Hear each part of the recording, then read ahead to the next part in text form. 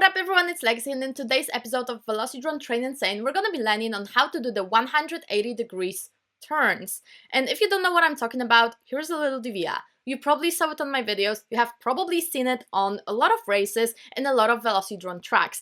I do have to tell you that this is one of my favorite types of obstacles that I see on a race, because every time I see it, I know that I can actually save a lot of time in there, which is really exciting. Of course, remember that the track that we will be flying today will be available for you on Velocidrone. Please play it in Nemesis mode so you can see how you are progressing next to other pilots. Instructions on how to download it are down below in the description box. So that should be clear. Let's go to the video.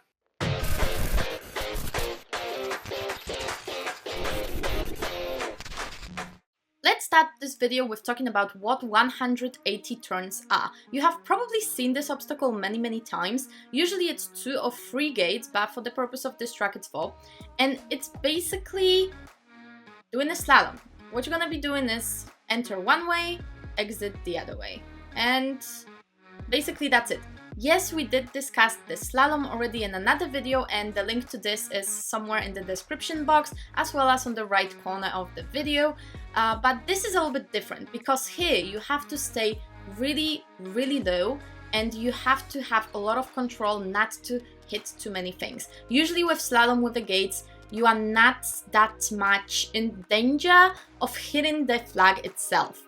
In this situation, there's a lot of gates, there's a lot of pilots flying through those gates, so it's a pretty dangerous obstacle per se. The thing is, a lot of people don't do it precisely, which leaves you a lot of space to improve your timing without much effort.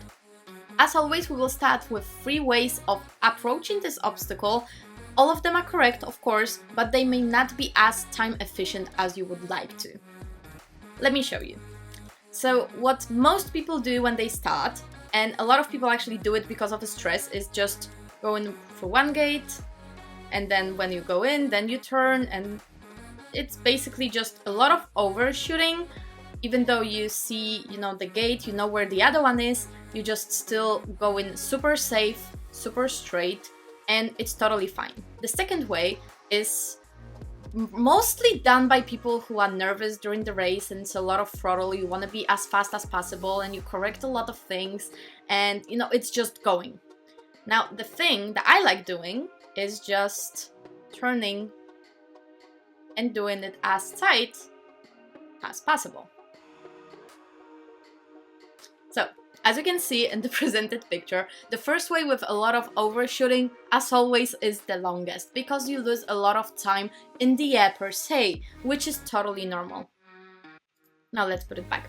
So the second way, you add a lot of throttle, you want to be fast, and this is something that I'm totally guilty of doing as well, because when you are on a race, there's so much adrenaline, you want to be so fast, you just put too much throttle into it. If you do it my way, which is slower and smoother, you may achieve 2 things.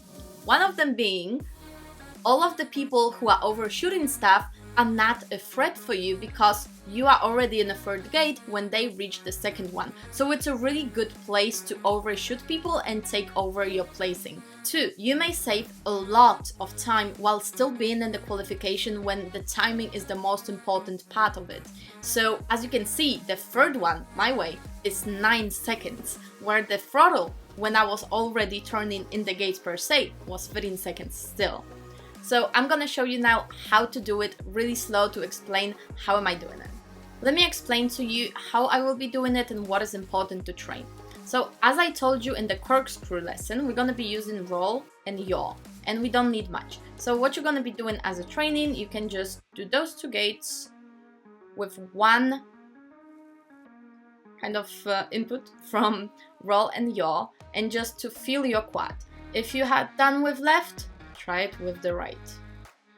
So you're gonna be doing it all the time to have those in the middle of your camera. This is an important part of this training, so feel free to use this track as to do just this. Okay, since we talked about this, let me show you that I'm turning already before entering the gate per se. So it is really important to start turning before you are in the gate, so you can see kind of this medium part, this part, in your camera while you are turning at all times. Let's try to perform it extremely slow. What you're gonna be doing is going here and here, and you kind of see this middle part of the gate at all times in your camera. I think it's pretty self-explanatory, but you are using only roll and yaw, and since we've been doing corkscrews and ladders, this is like connecting all of them, because here you have to do left, right, while in the corkscrew you just hold left, hold right, and it's extremely easy, right? Now, is there any particular place that you are aiming for? I'd say no. I would say that the Velocidrone indicator is pretty much good. You are aiming into the middle of the gates because you are doing it extremely tight anyway, and you are treating them kind of like a slalom that's just having a throttle cap, I would say. And it's basically it. There's nothing else that you are aiming for, just to keep the line of the gates within the view of your camera at all the time. Now let me show you the proper way without talking.